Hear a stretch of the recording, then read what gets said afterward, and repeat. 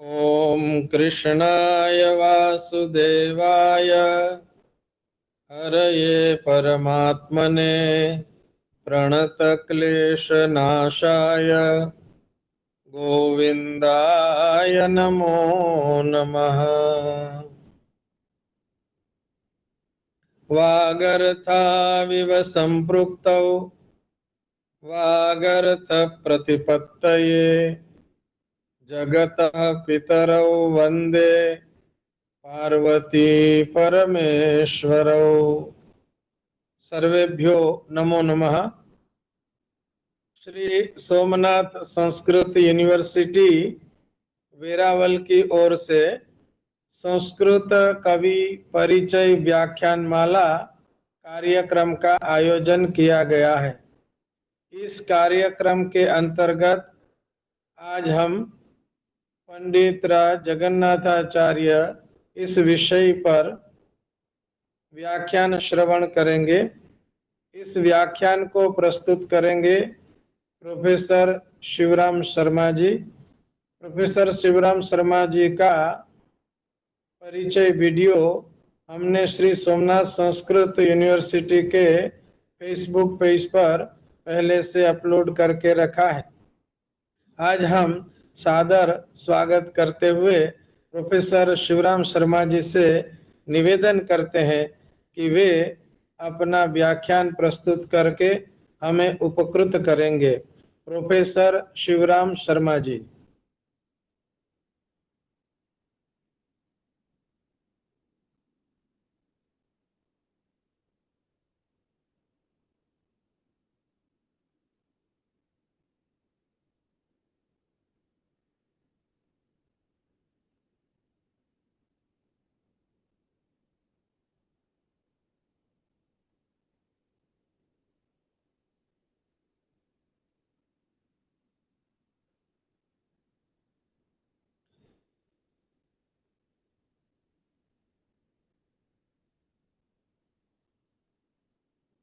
आचार्य शिवराम शर्मा जी से निवेदन है कि वे अपना व्याख्यान प्रस्तुत करें। हाँ, आरंभ किया है। आवाज नहीं आ रही क्या? आवाज नहीं आ रहा, अभी आ रही है, अभी बोलिए जी, कृपया। कलिन स्मृता तरुणा तपम करुणया हरन्ति नृणाम भंगुरतनुत्विषां बलयिता शतैर्विद्युताम् कलिन्दगिरिनन्दिनी तटसुरद्रुमावलम्बिनी मदीयमतिचुम्बिनी भवतु कापि कादम्बिनी। सर्वेभ्यः सहृदयेभ्यः संस्कृत वाङ्मय उपासकेभ्यः नमो नमः। सोमनाथ संस्कृत विश्वविद्यालय के तत्वावधान में संस्कृत कवि परिचय व्याख्यान माला के अंतर्गत काव्य शास्त्र के महान आचार्य पंडित राज जगन्नाथ के व्यक्तित्व एवं कृतित्व पर प्रकाश डालने का मुझे आदेश हुआ है विश्वविद्यालय के कुलपति की ओर से। मैं यथासंभव गुरुओं से जो ज्ञान प्राप्त हुआ है, भगवान काशी विश्वनाथ की अनुकंपा से जो काशी में विद्या प्राप्त हुई है और माता पिता भाई बंधुओं के आशीर्वाद से जो पंडित राज को पढ़ने का अवसर प्राप्त हुआ है, उसके अनुसार भगवान सोमनाथ के चरणों में अपना निवेदन प्रस्तुत करने जा रहा हूँ। श्रोताओं का प्रत्यक्ष होना व्याख्यान में बड़ा आवश्यक होता है, किंतु कुछ ऐसी परिस्थितियां हैं कि प्रत्यक्ष ना होते हुए भी अप्रत्यक्ष श्रोता और प्रत्यक्ष ही हैं, श्रोत्र सबके संसक्त हैं। तो मैं सबको मानकर और यथाशक्ति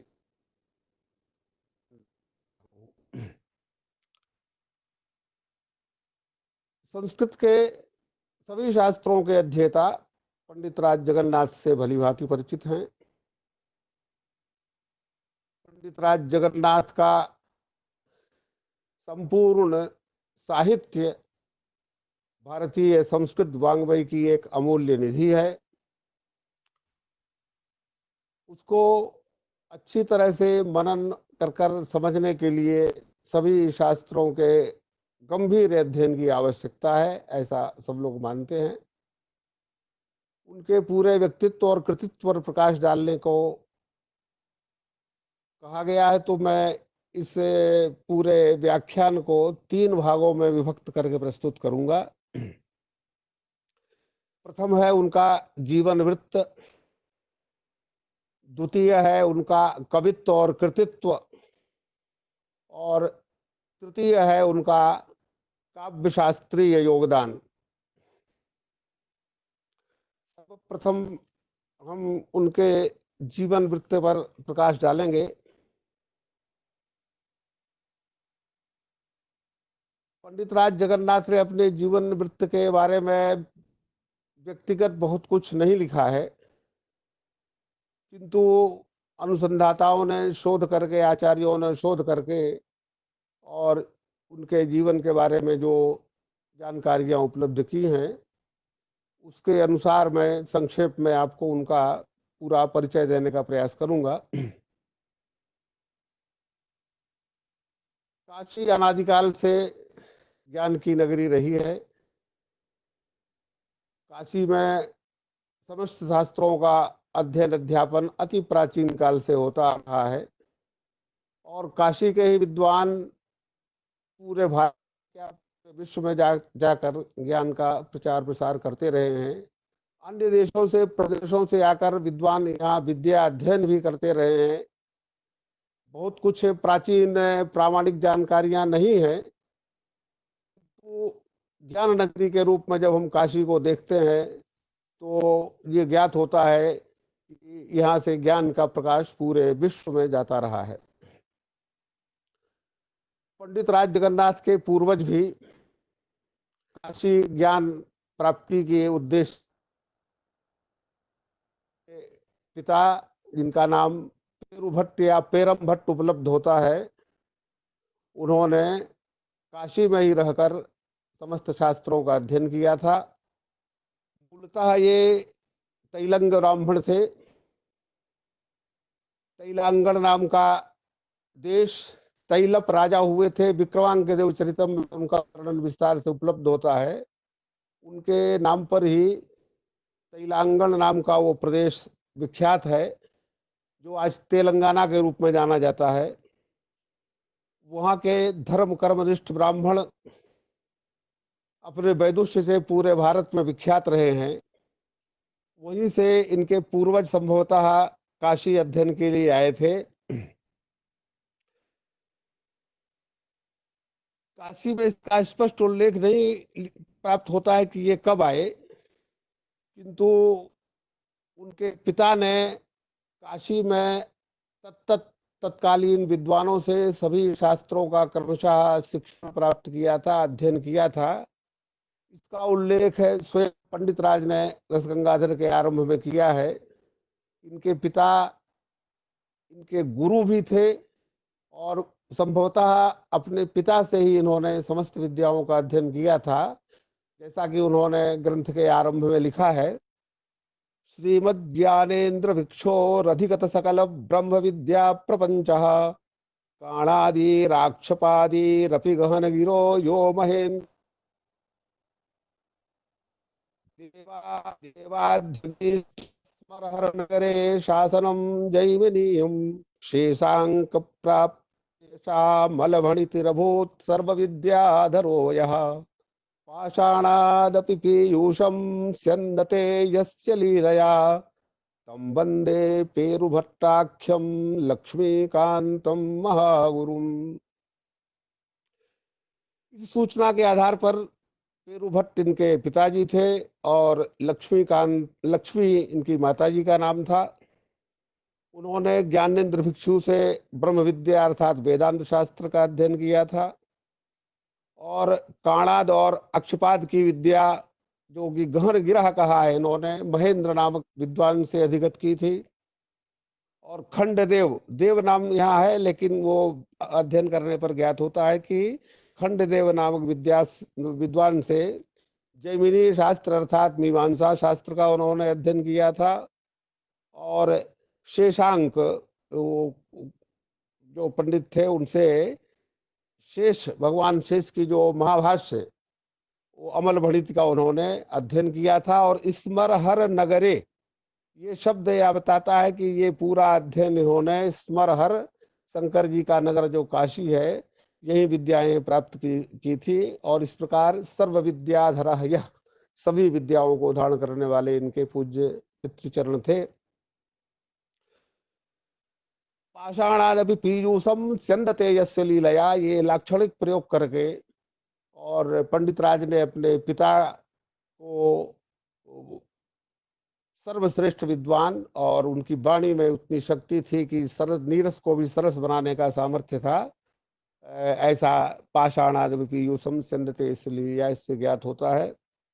उनका वंदन करके और पंडित राज ने पिता होते हुए भी महागुरुम शब्द का प्रयोग किया है। तो वो पिता के रूप में तो परिचय कराना ही चाहते हैं, लेकिन ये भी यहाँ ज्ञात कराना चाहते हैं कि उनके गुरु उनके पूज्य पिताजी थे। स्वर शेषांक प्राप्त शेषा मल्लभणित भूत सर्व विद्याधरो, यह शेष वीरेश्वर नामक व्याकरण के बड़े प्रसिद्ध विद्वान उस समय काशी में थे। उनके पिता ने भी व्याकरण शास्त्र उन्हीं से पढ़ा था, और पंडित राज ने भी शेष वीरेश्वर से ही व्याकरण शास्त्र का अध्ययन किया था। ऐसा उनके द्वारा लिखित एक ग्रंथ जिसका नाम है मनोरमा कुचमर्दनी से ज्ञात होता है। अस्मद गुरु पंडित शेष वीरेश्वराणाम इत्यादि उल्लेख वहां प्राप्त होता है। गंगा जी के प्रति पंडित राज जी की अगाध श्रद्धा हमें ज्ञात है। उनकी प्रसिद्ध कृति गंगा लहरी विख्यात है। तो उससे भी ज्ञात होता है कि काशी में ही उनका जन्म हुआ था और अध्ययन भी काशी में ही हुआ था। पंडित राज ने अपने पिता के गुरुओं का तो विस्तार से उल्लेख किया है और उन्हें भी कहा है, किंतु अपने पांडित्य को स्पष्टता नहीं दिखा। सर्वशास्त्रज्ञ पिता से अध्ययन करने के कारण वे भी सकल शास्त्रज्ञ थे, ऐसा मानने में कोई कठिनाई नहीं है, और इसी को उन्होंने पिता के द्वारा सूचित कर दिया है। इनका स्थिति काल कब था, इस पर भी विचार किया जाए। ये तो प्रख्यात है कि पंडित राज शाहजहां के दरबार में राजकवि थे, वहीं से उनको पंडित राज की उपाधि भी प्राप्त हुई थी। उन्होंने स्वयं लिखा है, दिल्ली वल्लभ पाणी पल्लव तले नीतम नवीनम वयः। ये उक्ति ये सिद्ध करती है कि वे मुगल वंशी बादशाह शाहजहां के काल में अवतरित हुए थे। इतिहास के अनुसार शाहजहां का काल 1628 से 1656 तक है। तो इस दौरान ही पंडित राज वहां रहे। 1628 में जब वो शासनारूढ़ हुआ होगा, उसके कुछ दिन बाद पंडित राज पहुंचे होंगे। तो 17वीं शताब्दी 1600 से लेकर 1610 तक का इनका जन्म माना जा सकता है।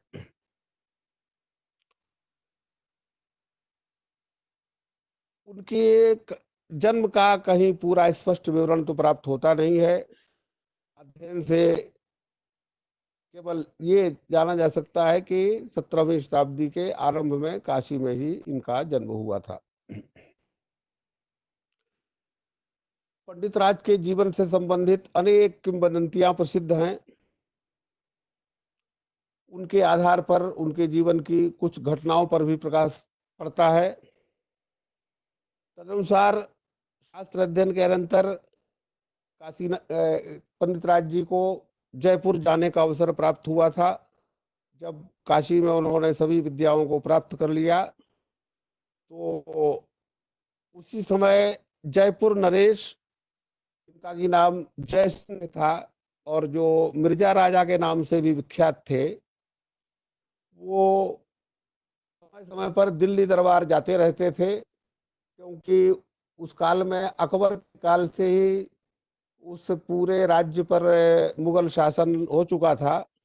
वहाँ के स्थानीय राजा लोग भी मुगलों के अधीन थे और समय समय पर वो जयपुर के दरबार में उपस्थित होते रहते थे। एक बार जयपुर से वो जब दिल्ली दरबार पहुंचे तो वहाँ दिल्ली दरबार में शाहजहां के जो मुस्लिम विद्वान थे, मुल्ला, काजी और तत्त जो उनके पद होते हैं, उनका वर्चस्व था। वो हिंदू धर्म और सनातन धर्म की बड़ी उपेक्षा करते थे, उपहास उसका उड़ाते थे। एक बार उन्होंने जय सिंह जी पर दो आक्षेप किए। उन्होंने कहा कि आप लोग वास्तविक क्षत्रिय नहीं हैं, कि जब आपके पुराणों के अनुसार परशुराम जी ने 21 बार क्षत्रियों का विनाश कर दिया तो पूरा क्षत्रिय वर्ण ही नष्ट हो गया। जब वंश ही नष्ट हो गया तो आप क्षत्रियों की संतान कैसे हो सकते हैं? ये प्रथम आक्षेप था। दूसरा आक्षेप था, आद्य भाषा नहीं है, वह अरबी से उत्पन्न हुई है और संस्कृत से भी प्राचीन भाषा अरबी है। इन दो आक्षेपों को सुनकर जय सिंह जी को बड़ा कष्ट हुआ। अब उनको तो ज्यादा कुछ ज्ञान था नहीं एतत् संबंधी। वो अपने राज्य में लौटे, वहां के विद्वानों से परामर्श किया, किंतु उस काल में भी उस जयपुर राज्य आमेर राज्य था, उस समय उसका नाम था आमेर राज्य। तो उस काल में वहां कोई ऐसा पंडित नहीं था जो इन दो आक्षेपों का समुचित उत्तर दे सके। किंतु जय सिंह जी को ये मन में बिल्कुल दृढ़ था कि हमें इन आक्षेपों का उत्तर देना है। जब उनको अपने राज्य में कोई पंडित ऐसा नहीं मिला तो उनको ज्ञात हुआ कि काशी में सभी शास्त्रों के पंडित हैं और काशी में जाकर ही इन आक्षेपों का उत्तर पंडितों से पूछा जाए। इस उद्देश्य से वो काशी आए। काशी में उस समय अनेक विद्वान थे, सभी शास्त्रों के पंडित थे, किंतु पंडित राज जो युवा विद्वान उभरे थे, सभी शास्त्रों के ज्ञाता प्रगल्भ पंडित थे, उनसे उनका साक्षात्कार हुआ और उन्होंने पंडित राज के सामने ये दोनों समस्याएं रखी कि ऐसा ऐसा आक्षेप करते हैं और हमारे उनका आक्षेप है और हमारी संस्कृत जो प्राचीन भाषा है उस पर भी इनका आक्षेप है। समाधान आप खोजिए और अगर संभव हो तो आप चलिए और वहां चल के बताइए। पंडित राज तो प्रगल्भ पंडित थे, वो तत्काल तैयार हो गए और काशी में बहुत कुछ करने का उनको था भी नहीं। काशी के पंडित के सभी ज्ञान को ले चुके थे। परिणाम स्वरूप वो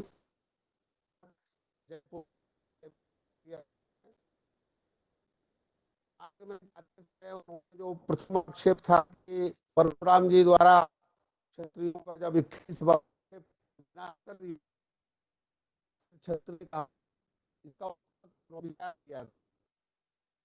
द्वितीय आक्षेप उसका उत्तर उनको समझ नहीं आ रहा, कैसे करोगी, संस्कृत अरबी से प्राचीन होता है। उन्होंने जय सिंह जी से कहा कि अरबी प्राचीन है कि संस्कृत प्राचीन है, इसका निष्कर्ष निकालने के लिए अरबी पढ़ना मुझे आवश्यक होगा। जब मैं पढ़ूंगा उसके बाद ही ये निष्कर्ष निकाल पाऊंगा कि और सिद्ध कर पाऊंगा कि संस्कृत प्राचीन है। तो अरबी कैसे पढ़ी जाए? तो जय सिंह जी ने कहा कि आगरा में बहुत से अरबी के विद्वान हैं जो मेरे परिचित हैं और उनसे मैं कहूंगा तो वो आपको अरबी जरूर सिखाएंगे। तदनुसार यहाँ से पंडित राज पहले आगरा गए। वहां जाके उन्होंने अरबी विद्वानों से अरबी पढ़ी और भाषा के साथ साथ पूरा अरबी का साहित्य भी उन्होंने पढ़ा। और उस अध्ययन के दौरान उनको ये समाधान मिल गया कि संस्कृत ही प्राचीन भाषा है, अरबी नहीं। तदंतर वो जयपुर गए। जयपुर में उन्होंने कुछ दिन निवास किया, वहाँ के पंडितों से मिला, किंतु उस समय पराधीनता का काल था, जयपुर में अच्छे पंडित थे नहीं और जो कुछ कर्मकांड और ज्योतिष के विद्वान संभवतः वहां उनसे मिले, वही एक उक्ति उनकी है कि वयम नो ते विप्राः प्रतिदिवसम आसाद्य कृपणान धनम ये याचन्ते प्रतिगणित नक्षत्र तिथयः। यथा समय दिल्ली जाने का अवसर आया और जय सिंह जी पंडित राज को लेकर दिल्ली दरबार में उपस्थित हुए।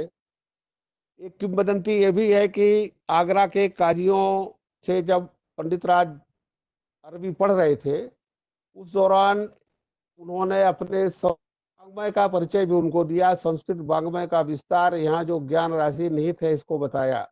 और वो तो एकांगी विद्वान थे, अपनी अपनी भाषा और अपने साहित्य से परिचित थे, संस्कृत से उनका ज्यादा परिचय था नहीं। किंतु जब पंडित राज ने वैदिक वांग्मय का पूरा उनको परिचय कराया, तो वो सब आश्चर्यचकित हो गए कि इतना ज्यादा ज्ञान भरा पड़ा है। और उसको उन काजियों ने दिल्ली दरबार में जाके शाहजहां से बताया कि एक पंडित है, जयपुर गया हुआ है और वो सभी संस्कृत के बड़े बड़े शास्त्रों का ज्ञाता है। तो शाहजहां भी उतना क्रूर तो था नहीं, वो भला बादशाह था, वो भी पंडित राज से मिलने के लिए उत्कंठित था। और उसी समय जय सिंह जी वहां लेकर उसको पहुंचे, तो दरबार में स्वागत हुआ और पंडित राज ने फिर उन आक्षेपों का उत्तर देना आरंभ किया। पहला आक्षेप था कि परशुराम जी ने 21 बार क्षत्रियों का जब विनाश कर दिया तो क्षत्रिय बचे कहाँ से। तो पंडित राज ने कहा कि अगर ऐसा मानते हैं कि प्रथम बार में ही क्षत्रियों का पूरा विनाश हो गया था, तो फिर द्वितीय बार के लिए क्षत्रिय कहाँ से आए। जब प्रथम बार में ही पूरा विनाश हो गया तो क्षत्रिय तो उसी समय नष्ट हो गए, तो फिर पुनः कहाँ से आए। इसका तात्पर्य ये नहीं है कि पूर्णता विनाश किया था, जो उद्दंड थे, जो दुर्दम्य थे, उनको शासित किया था। इसी प्रकार 21 बार जब जब क्षत्रिय उद्धत हुए, उद्दंड हुए, तब तक उन्होंने विनाश किया। वस्तुतः पूरी क्षत्रिय जाति का समूल नाश नहीं किया था। तो ये तो उत्तर हो गया।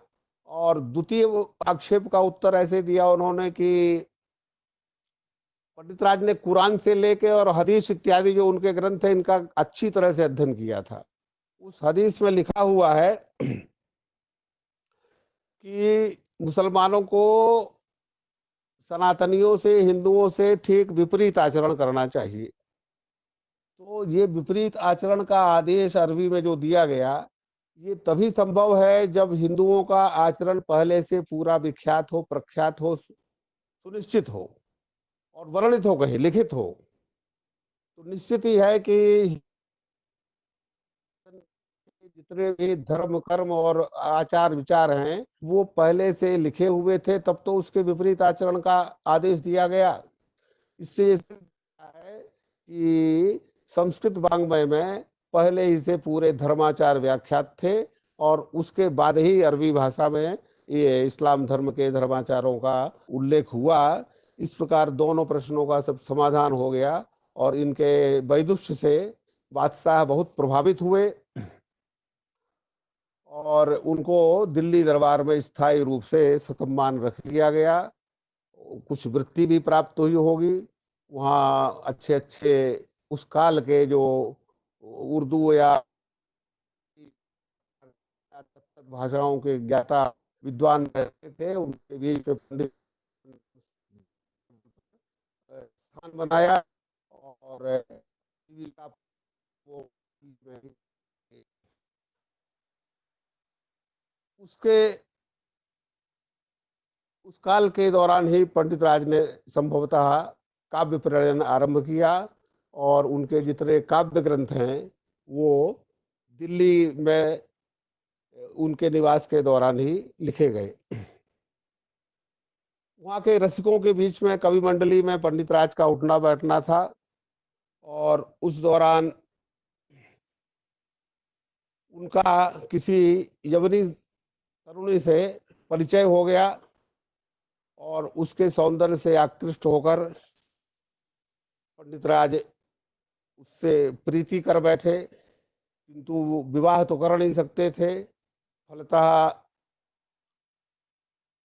राजाज्ञा से ही संभव था। तो जैसा कि एक प्रसिद्ध श्लोक है, एक या तीन श्लोक प्रसिद्ध हैं, वो उसके अनुसार ये किंवदंती कहती है कि उन्होंने यवनी से विवाह किया था।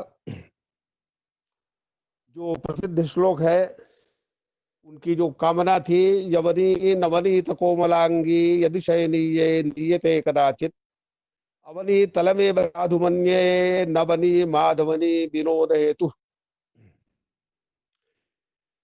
और नयाचे गजालीम नवाबाजिराजुम नवित्ते सुचित्तम मदीयम प्रशस्तम, इयम सुस्तनी मस्तकन्यस्तहस्ता लवंगी कुरंगी दृगंगी करोतु। ये दोनों श्लोक प्राप्त होता है। ये तमाम तमाम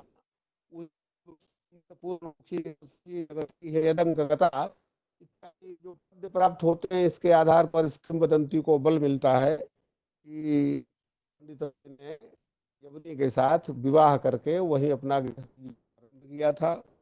और फूल क्रिया करते हुए और राजनों से संपर्क पंडित राज में ज्ञान और काव्य करने रहे। काला में दिल्ली में जब हुआ, उनके पुत्र औरंगजेब को कहकर किया, और दारा शिकोह जो उनका पुत्र था, बड़ा भला व्यक्ति था, उस उपनिषद और शास्त्र उसको पढ़ाए थे। उस पंडित राज अपनी क्रिया को लेकर काशी लौटाए। जो कठोर धर्म प्रति थे, क्या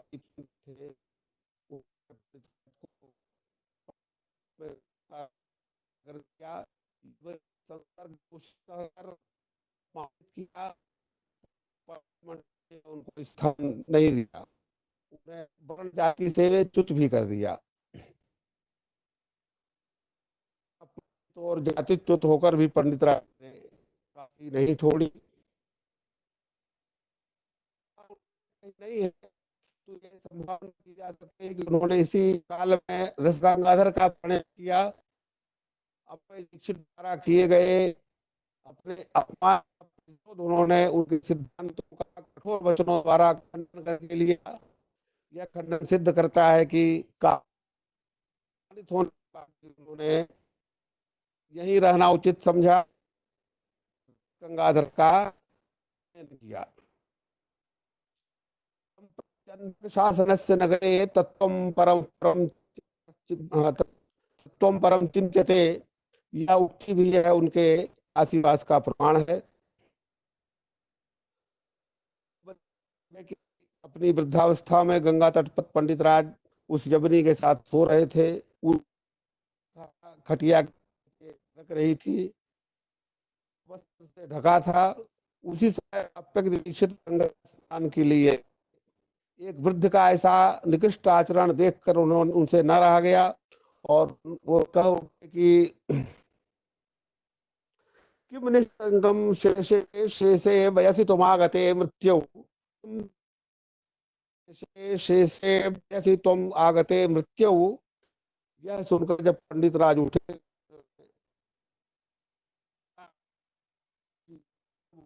अथवा सुखम था जागृत जाह्नवी भवतः, अथवा सुखम निकटे जाह्नवी भवतः।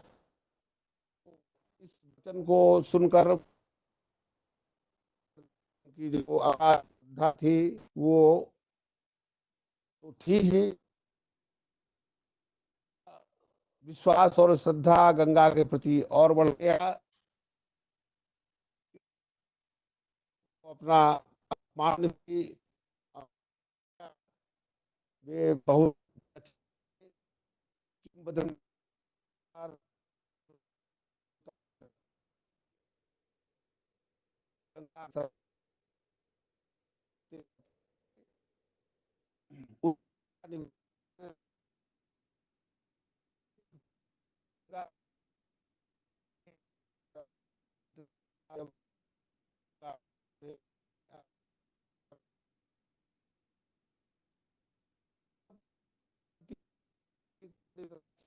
एक प्रसिद्ध है कि वो बिल्कुल और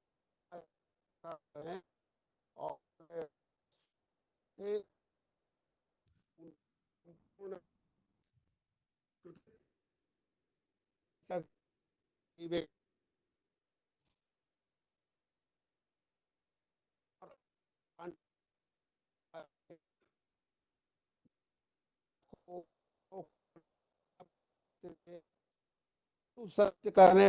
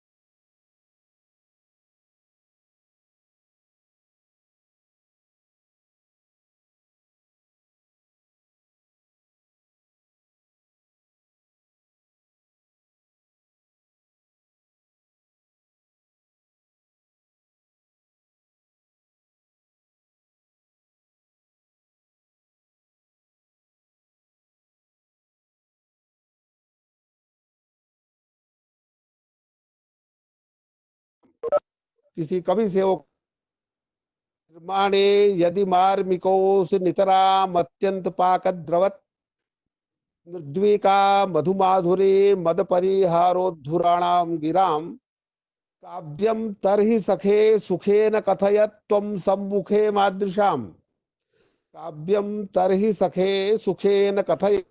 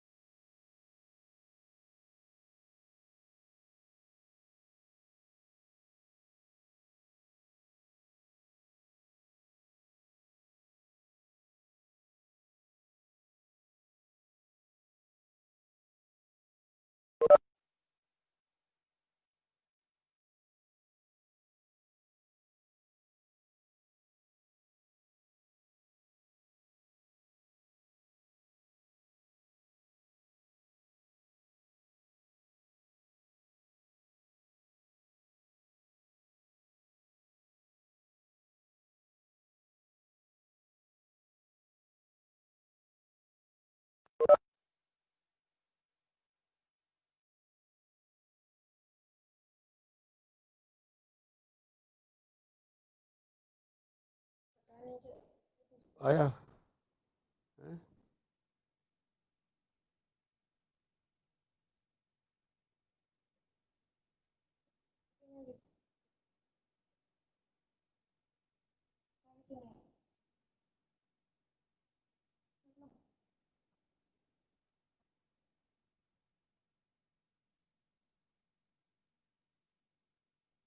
नेटवर्क तो छोड़ो, उनका प्रॉब्लम है। नहीं हैं? लगाओ नरेंद्र पंड्या वाला, है ना, अभी तो आया था। आपकी आवाज सुनाई दे रही है हमें तो, यहाँ तो अच्छा अच्छा, यहाँ दे रही है। अभी दे रही है। हाँ जी, आप शुरू कर सकते हैं आप।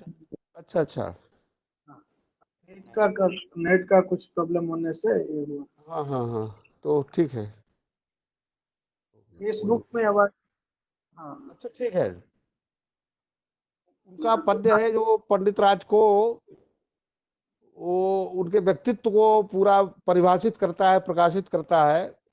आबूलाद रत्नसानोर मलयवलयिताद आचकूलात् पयोधे यावन्तस्तन्ति काव्य प्रणयन पटवस्ते निशंकम वदन्तु विशंकम वदन्तु मृद्विका मध्य निर्यत मसृण रसझरी माधुरी भाग्य भाजाम वाचाम आचार्यताया पदमनुभवितुम कोस्ति धन्यो मदन्य।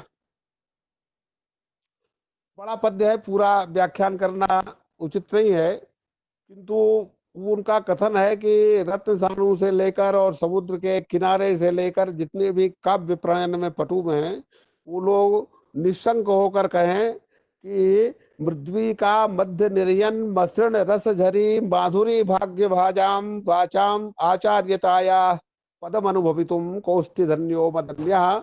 स्वयं वो अपने मुंह से ही कर मदन्या कहा धन्या अस्तु। और अपनी कविता की प्रशंसा में वो कहते हैं, सा मामकीन कवितेव मनोभिरामा रामा कदापि हृदयान मम नापयाति। जो यवनी उनकी प्रिया थी, उसकी उपमा उन्होंने अपनी कविता से ही दी है। और उनकी कविता जिनको प्रिय नहीं लगती है, उन पर आक्षेप करते हुए कहते हैं, ध्रुवम ते जीवंतोप्यः मृतका मंदमतयः ध्रुवम ते जीवंतोप्यः मृतकाः मंदमतयो न येषाम् आनंदम जनयति जगन्नाथ भणिति। जगन्नाथ की कविता जिनके हृदय में आनंद उत्पन्न नहीं करती, वो मंदमती जीते हुए भी मृतक के समान है। भावनी विलास के पद्य में उन्होंने कहा, दिगंते श्रूयन्ते मदमलिन गंडा करटिनः करिण्यः कारुण्यास्पदम समशीला खलु मृगा इदानीं लोकेस्मिन् अनुपम शिखानां पुनरयम् प्रकटयतु कस्मिन् मृगपति। अन्योक्ति है मृगपति की, और वो मृगपति ये कह रहा है कि दिगंत में कुछ मद मलिन हस्ती सुनाई देते हैं, सामने कभी नहीं आए। जो करुणिया हैं वो करुणा की पात्र हैं, और मृग जो है असमशील, वो घास भक्षी हैं। इसलिए ये जो मृग नखों, अनुपम शिखा वाले नखों का पांडित्य कहाँ प्रकट करे। वस्तुतः ये अप्रस्तुत प्रशंसा अलंकार है। सिंह के माध्यम से पंडित राज ने स्वयं को ही प्रस्तुत करने का प्रयास थे, तब का ये पद्य है। और दिगंते श्रूयंते से ऊपर एक है, और जो है वो तो तो ये जो मैं मृगपति के समान अद्वितीय विद्वान हूँ, अपने पांडित्य को कहाँ प्रकट करूं, इत्यादि उक्तियों से ये सिद्ध होता है कि पंडित राज बहुत ही निर्भय प्रकृति के विद्वान थे, और वो चाहते थे जैसा विचार थे, और जिसको जो कहना चाहते थे स्वतंत्र होकर कहते थे, निर्भय होकर कहते थे, कहीं भी उनको कोई संकोच नहीं होता था। उनके सनातन धर्मी थे तो सिद्ध ही है, परम धार्मिक थे, वैदिक कुल परंपरा में उत्पन्न हुए थे। सभी देवताओं में उनकी रति थी, भक्ति थी, श्रद्धा थी। उनके अनेक पद्य ऐसे हैं जो तत्त देवों को लेकर विरचित हैं, किंतु दस गंगाधर के मंगलाचरण से और भी अन्य पद्यों से ये प्रतीत होता है कि वो कृष्ण भक्त थे। संभवतः दिल्ली के निकट मथुरा में उस समय कृष्ण भक्ति का काल था, भक्ति काल का युग ही था, तो मथुरा भी आना जाना होता होगा, और कृष्ण के वो भक्त थे। और अंततः वो काशी में आके और गंगा की भक्ति में लीन हुए, और गंगा के ही द्वारा उनका उद्धार हुआ। इस प्रकार पंडित राज का पूरा व्यक्तित्व हमारे सामने आता है। और कोई किंवदंतियां एक दो और हैं, उसका समय उचित नहीं है। उनकी 12 रचनाएं उपलब्ध होती हैं, मैं जल्दी नाम पढ़ दे रहा हूँ। अमृत लहरी, इसमें यमुना की स्तुति है। आसफ विलास, इसमें कोई आसफ नामक कोई सेनाधिकारी था या नवाब था, वो बड़ा इनका हित चिंतक था और इनका बड़ा उपकार करता था, उसका वर्णन आसफ विलास में किया गया है। करुणा लहरी, इसमें विष्णु की स्तुति की गई है, बहुत उत्तम कोटि की स्तुतियां इसमें है। चित्र मीमांसा खंडन नाम से ही ज्ञात है कि इसमें अप्पय दीक्षित की चित्र मीमांसा का खंडन किया गया है। जगदाभरण, इसमें दारा शिकोह जो उनका शिष्य था और शाहजहां का पुत्र था, उसका वर्णन किया गया है। गंगा लहरी और पीयूष लहरी विख्यात पुस्तक ग्रंथ है। और प्राणाभरण नामक नेपाल नरेश काव्य, नेपाल नरेश जो प्राण नारायण नाम के कोई थे, उनका भी उनको सानिध्य कवि प्राप्त हुआ था, तो नेपाल नरेश का वर्णन उन्होंने किया है। भामिनी विलास प्रसिद्ध ग्रंथ है, प्रसिद्ध काव्य संग्रह, अन्य उक्तियां हैं और भी बहुत दिव्य पद हैं। मनोरमा कुछ मर्दन नामक ग्रंथ है, जिसमें भट्टोजी दीक्षित की सिद्धांत कौमुदी की व्याख्या का खंडन किया गया है। एक यमुना वर्णन नामक उनका ग्रंथ है, वो ग्रंथ तो उपलब्ध नहीं है, किंतु उसके कुछ वाक्य रसगंगाधर में उदाहरण में रूप में आए हैं। तनय मैनाक गवेषण लंबी कृत जलध जरद जठर प्रविष्ट हिमगिरि भुजायमानायाः भगवत्याः भागीरथ्याः सखी, ये एक वाक्य वहां उत्प्रेक्षा अलंकार के उदाहरण में है। लक्ष्मी लहरी में भगवती लक्ष्मी की स्तुति की गई है और उनका जो साक्षात मूर्तमान यशस् स्वरूप ग्रंथ है वो रसगंगाधर है। रसगंगाधर है, चूंकि गंगाधर है तो इसमें आननों में विभक्त किया गया है, और जब आनन है तो गंगाधर के पंचानन प्रसिद्ध आनंद के रूप में प्रसिद्ध हैं, तो इसमें 5 ग्रंथ होने चाहिए, आनंद होने चाहिए, किंतु 5 आनंद प्राप्त होते नहीं है, आधा ही प्राप्त होता है। इस पर हमारे गुरुजी एक आख्यान सुनाते थे कि उनकी 2 पुत्रियां थीं और पंडित राज के दिवंगत होने के बाद उनकी पुत्रियों ने पूरी संपत्ति बांट ली और रसगंगाधर लिखा हुआ रखा था, उसको भी आधा आधा करके बांट लिया। उसमें एक विदुषी थी, वो उस ग्रंथ के महत्व को जानती थी, तो उसने वो उतना सुरक्षित कर लिया, और दूसरी सब कुछ बांटा, वो ग्रंथ को भी आधा आधा कर लिया। और जो दूसरी थी उसने वो उसको संभाल के नहीं रखा और कालांतर में वो संभवतः नष्ट हो गया। गंगाधर में कवि परंपरा से साहित्य शास्त्र के तत्व व्याख्यात होते आ रहे हैं, उनका ही व्याख्यान है, किंतु ये व्याख्यान लंबी परंपरा के बाद सर्वथा बिल्कुल अद्वितीय प्रतीत होता है। कि उन्होंने स्वयं लिखा है, मनन तरि तीरण विद्यारणवो जगन्नाथ पंडित नरेंद्र रसगंगाधर नामनीम करोतु कुतुकेन काव्य मीमांसाम। मनन तरि तीर्ण विद्यारणव, मनन की नाव से जिन्होंने विद्या के सागर को तीर्ण किया है, अर्थात समस्त शास्त्रों का, विशेषतः पूरे काव्य शास्त्र की परंपरा का आचार्य भरत से लेकर और उद्भट रुद्रट वामन आनंदवर्धन राजशेखर से लेके और अभिनव गुप्त मम्मट रुयक विश्वनाथ जयदेव हेमचंद्र आदि बागभट आदि जितने काव्य परंपरा के आचार्य हैं दिल्ली में रहते थे, इसलिए उनको ये ग्रंथ भी पूरे उपलब्ध है, इसीलिए हो पाए। तो कश्मीर के भी पूरे ग्रंथ और दक्षिण के भी जितने काव्य शास्त्रीय ग्रंथ थे सब उन्होंने अच्छी तरह से अध्ययन किया था और फिर उसका मनन करके रसगंगाधर नामा संदर्भोजम चिरम जयतु अकिंच कुलानि कवि नाम निसर्ग संयंच रंजयतु, ऐसा उन्होंने रसगंगाधर के आरंभ में कहा है। तो ये उनका बहुत ही विलक्षण ग्रंथ है। काव्य शास्त्र का प्रणयन प्रथम शताब्दी में भी कोई आचार्य हुए थे, किंतु भामह से माना जाता है। उसके पूर्व भरत मुनि ने भी नाट्य और काव्य पर बहुत कुछ विचार प्रस्तुत किए थे और सिद्धांत रूप में महर्षि के वाक्यों के रूप में थे, उनको आधार बनाकर और भामह से लेके इतनी लंबी परंपरा चली।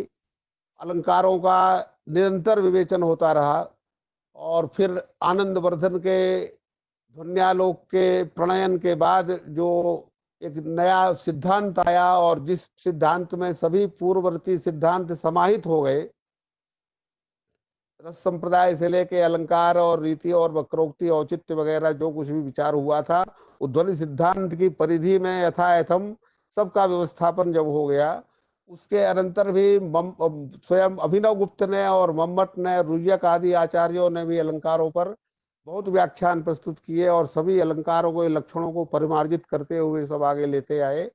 तदनंतर अप्पय दीक्षित ने चित्र मीमांसा और कुवलयानंद में अलंकारों का गंभीर सूक्ष्म विवेचन प्रस्तुत किया। तो पूरी परंपरा को देखकर ये ज्ञात होता है कि अलंकार शास्त्र पर जो भी विचार हो सकते थे, जो परिष्कार हो सकते थे, सब पूर्ण हो चुके थे। किंतु पंडित राज ने पूरा अध्ययन करके और रसगंगाधर में उन्हीं सिद्धांतों को, उन्हीं तत्वों को जितने स्फीत रूप से व्याख्यात किया, वो अद्वितीय है।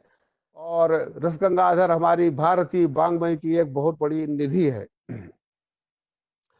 पंडित राज सभी दर्शनों के ज्ञाता थे और न्याय, चूंकि वो 17वीं शताब्दी का काल था, उस तरह नव्य न्याय का प्रचलन पूरे पंडित समाज में तेजी से हो गया था। व्याकरण में भी नव्य न्याय शैली का प्रवेश हो चुका था। सभी शास्त्रों में नव्य न्याय की सूक्ष्म पदार्थों को विवेचन का जो सामर्थ्य है उस भाषा का, तो बिना नव्य न्याय की भाषा का अवलंबन किए शास्त्रों के सूक्ष्म पदार्थों का विवेचन संभव नहीं था। पंडित राज ने उस शैली का अवलंबन करके और काव्य लक्षण से लेके काव्य कारण और फिर काव्य भेद, फिर ध्वनि सिद्धांत के अनुसार जो ध्वनियों का विवेचन है, रसों का विवेचन, सभी भावों का विवेचन, और काव्य के जो 3 भेद थे, उत्तम, मध्यम और अधम, उसमें मध्यम को 2 भागों में विभाजित किया और 4 भेद किए, उत्तमोत्तम, उत्तम, मध्यम और अधम। इसमें जो द्वितीय काव्य था गुणीभूत व्यंग्य, उसको 2 भागों में बड़ी सूक्ष्मता से निर्धारित किया है। और जो यत्र व्यंग्यम अप्रधानमेव सच्चमत्कार कारणम तद द्वितीयम, और यत्र वाच्य चमत्कार समानाधिकरणो व्यंग्य चमत्कार तत् तृतीयम। इन 2 भेदों को जो सूक्ष्म उन्होंने सीमा रेखा खींची है, जैसा व्यक्ति ही कर सकता था। रस पर बहुत लंबा विचार हो चुका था।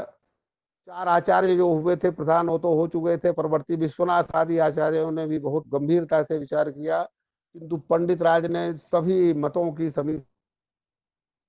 सिद्धांत भी समन्वयात्मक दिया। और जो प्रसिद्ध अभिनव गुप्त का अभिव्यंजनावाद था, उसको भी भगनावरणाचित करके रूप में उसको स्थापित किया और उसकी जो परब्रह्म रूपता, आनंदमयता है, उसको सिद्ध किया। अलंकारों को विवेचन में पंडित राज का कोई उपमान नहीं हो सकता। अप्पय दीक्षित ने बड़े गंभीर विवेचन किए थे, बहुत गंभीरता से अलंकारों के भेद प्रभेद का। उसके पहले जयदेव भी कर चुके थे और भी कई आचार्य अलंकारों का भेद प्रभेद का बिल्कुल सटीक विवेचन कर चुके थे, किंतु पंडित राज के अलंकारों का विवेचन देख के आश्चर्य होता है। और है, उससे बड़ा आनंद कोई हो नहीं सकता। उस काव्य तत्व को कितनी गहराई से विचार करके पंडित राज ने प्रस्तुत किया है, उसको पढ़े बिना साहित्य शास्त्र का पूर्ण अध्ययन कभी माना ही नहीं जा सकता। उपालंकार के 150 उन्होंने भेद किए, और चमत्कार है कि उन सभी अलंकारों के जो भेद प्रभेद के उदाहरण हैं, उन्होंने स्वयं ही रखे। दूसरे के उदाहरणों पर उनको विश्वास नहीं था, उपलब्ध थे। प्रायः सभी आचार्यों ने दूसरे कवियों के ही उदाहरण रखे हैं। मम्मट तो सब दूसरों के उदाहरण ही रखते हैं, किंतु पंडित राज ने कहा, निर्माय नूतन उदाहरणानुरूपम काव्यम मयात्र निहितम न परस्य किंचित किम सेव्यते सुमनसाम मनसा गंधा।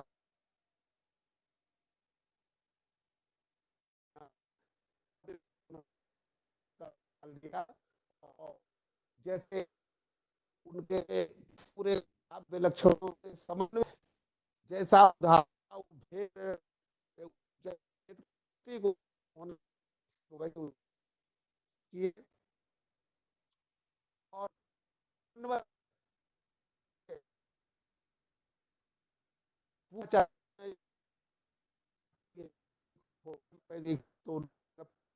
भेद और प्राधिकरण में स्टेशन उस व्याख्या इसको अपनी व्याख्या को बिल्कुल करके अपनी नवीन वहाँ व्यंजना हो रही है और अनुमान के अंतर वो कैसे नहीं जाएगा, वो गंभीर विवेचन है। अब यहाँ पढ़ाने का तो अवसर है नहीं, केवल दिंग मात्र निर्देश कर रहा हूँ। संचारी भावों के और स्थायी भावों के लक्षण है। संक्षेप में पहले आचार्यों एक एक संचारी भाव किया, दूसरे में बिल्कुल और जैसा लक्षण है वो सब कक्षा में पढ़ने का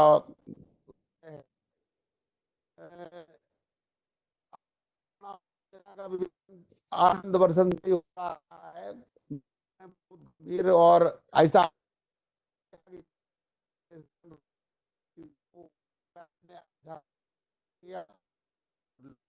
तो बिल्कुल पूर्णता किया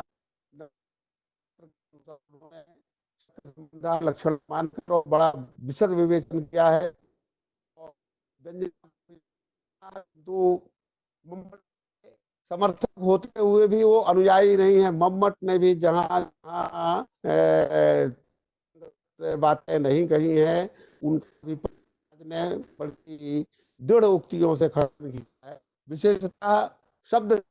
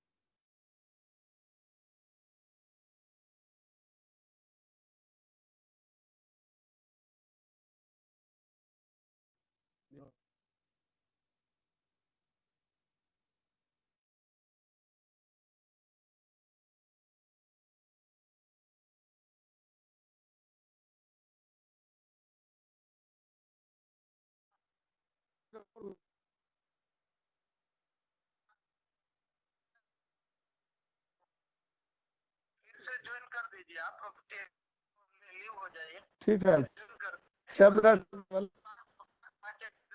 तो हम चलेंगे 5-10 मिनट। अच्छा अच्छा, वहाँ फिर एक बार मीटिंग फिर भी लाइव करें जी करते हैं।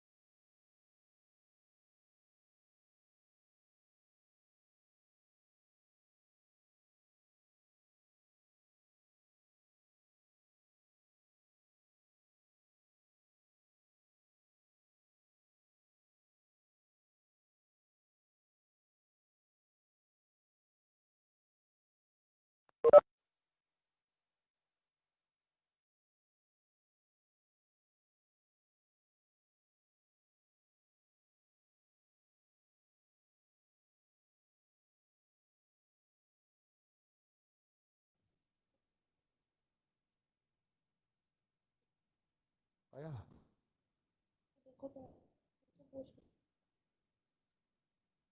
आया?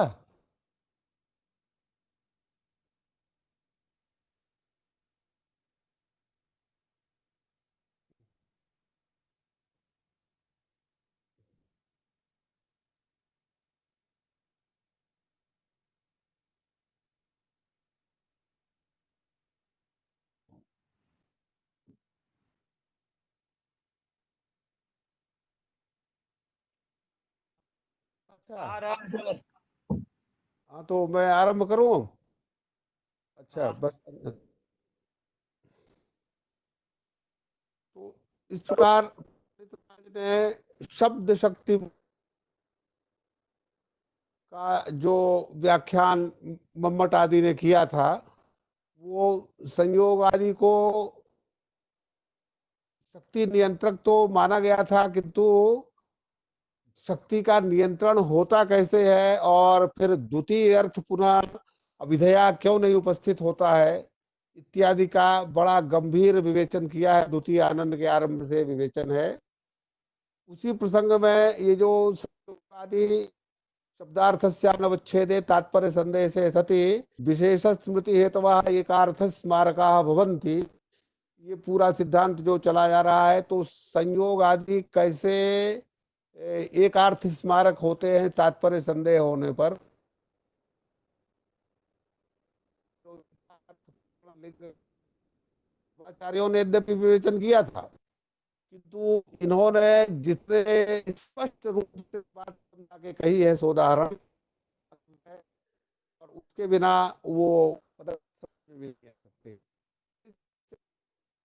संयोग साहस्य ये क्यों न माना जाए, ये प्रश्न उठाकर और विलक्षण योग से कैसे है इसको स्पष्ट किया है। विरोधिता में हमारा जो उदाहरण आता है, वहाँ अर्जुन से होती है और अर्जुन के नियंत्रण होता है, तो आश्रित होने के कारण अन्योन्याश्रय दोष उपस्थित होता है। राम परशुराम में नियंत्रित करने के लिए अर्जुन ये बात से ज्ञात होना आवश्यक है, और अर्जुन का कार्तवीर्य, अर्जुन शब्द की शक्ति कार्तवीर्य में नियंत्रित है, समझने के लिए परशुराम में शक्ति नियंत्रण आवश्यक है। इस प्रकार जो अन्योन्याश्रय दोष होता है, इसके निवारण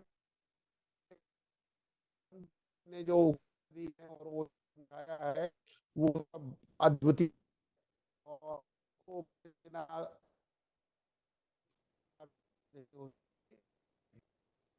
आगे होती है उसमें हैं कभी बातचीत होगा वस्तु या अलंकार रूप तीनों छह प्रकार का होगा, उससे व्यंजित होने वाला वस्तु या अलंकार 12 भेद किए गए हैं। उसमें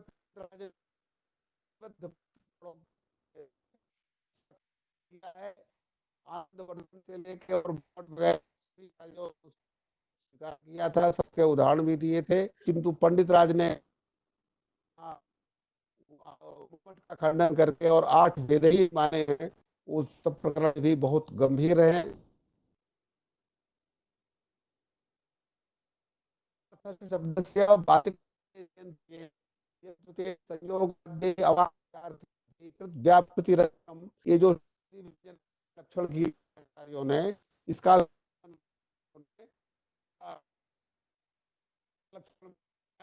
और वहां उन्होंने केवल योग रूढ़ शब्द जहां हो उस स्थिति शाब्दी व्यंजना को माना है। अलंकार विवेचन में पंडित राज का योगदान अद्वितीय है। प्रभेद का वर्णन करके फिर उन्होंने साधारण धर्म के 5 प्रकार बताया, और प्रतिबिंब भावापन्न धर्म है उसका बताने के लिए एक बिल्कुल नवीन जो का वो रसगंगाधर के उदाहरणों में सर्वथा विलक्षण उदाहरण है।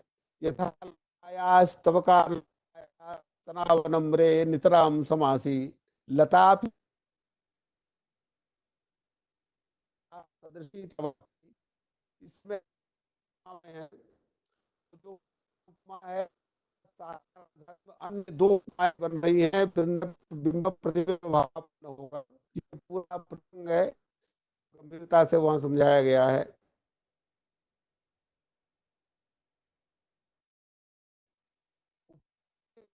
की चर्चा आप में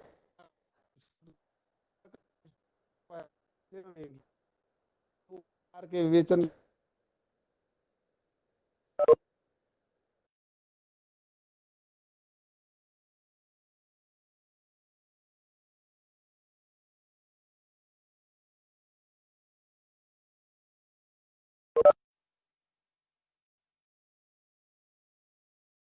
क्या है?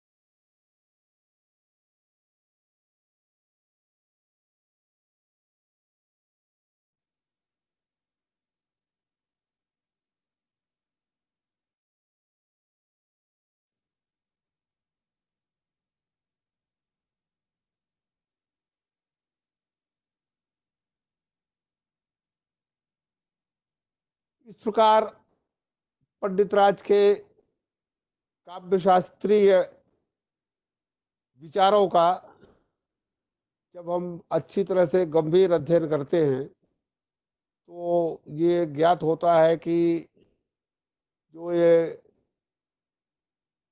सप्तमांग के रूप में काव्य शास्त्र को स्वीकार किया गया है, कवित्व को वेद के, उससे शास्त्र की पूर्णता बिना पंडित राज को पढ़े कतई कभी भी संभव नहीं है।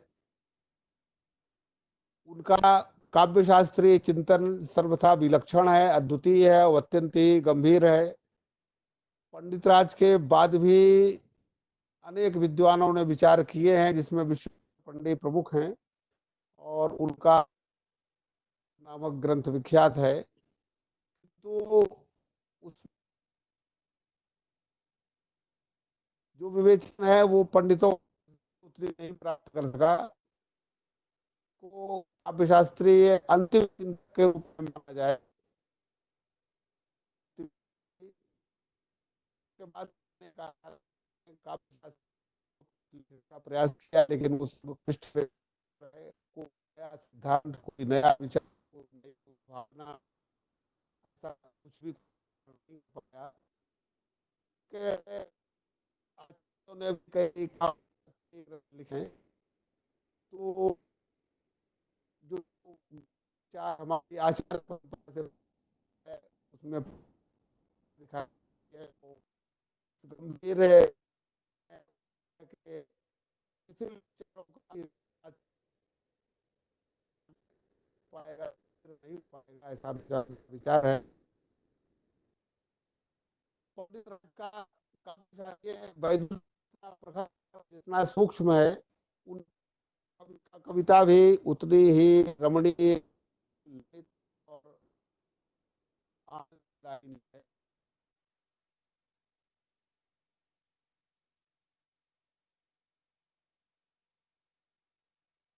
पंडित राज जी कोई तो वो जो कालिदास और उससे पहले से व्यास जो परंपरा है बीच में, दंडी भारवी और बाघ परंपरा का एक उच्च कोटि का काव्य होता, शायद उससे भी उच्च कोटि का काव्य होता। कालिदास के कवि हैं और फिर तो भारवी बाघ आदि हैं, वो उनकी पूर्ण है, किंतु जो भी उपलब्ध है उसमें संस्कृत भारत मारी है, जिस समस्त काव्य लक्षणों का समन्वय है। शब्द वाले रमणीयार्थ प्रतिपादक शब्द को काव्य मानने वाले पंडित राय जिस रूप व्याख्या करते हैं उनके काव्यों में वो लक्षण पूर्णतः चरितार्थ होता है। तो पंडित जितने बड़े काव्य शास्त्री हैं उतने ही बड़े कवि हैं। आज आवश्यकता है उनके और उनके गंभीर अध्ययन के लिए गुरु शिष्य परंपरा से ही इस अध्ययन को किया जा सकता है। संक्षेप में या जल्दीबाजी में काव्य पंडित राज को पढ़ना संभव नहीं है। पंडित राज को पढ़ने के लिए आपको स्थिरता से, धैर्य के साथ और निरंतरता के साथ अध्ययन करना होगा। तो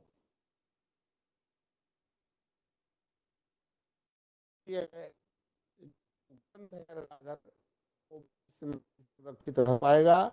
हमारा आपका सबका ये दायित्व है। हिंदी टीकाओं अन्य ग्रंथों के माध्यम से उन विचारों को नहीं जाना जा सकता। जो परंपरा प्राप्त गुरुओं से उन्होंने शिक्षा प्राप्त की है वो जब तभी ये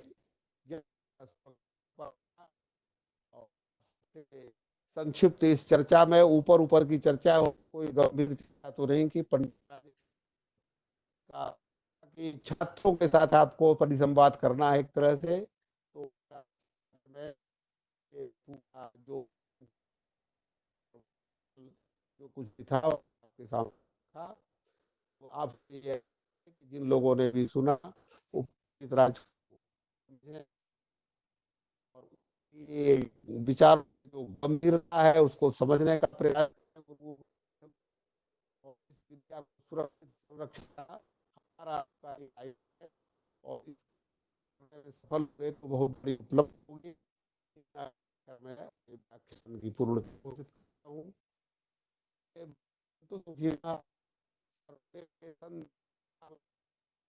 सर्व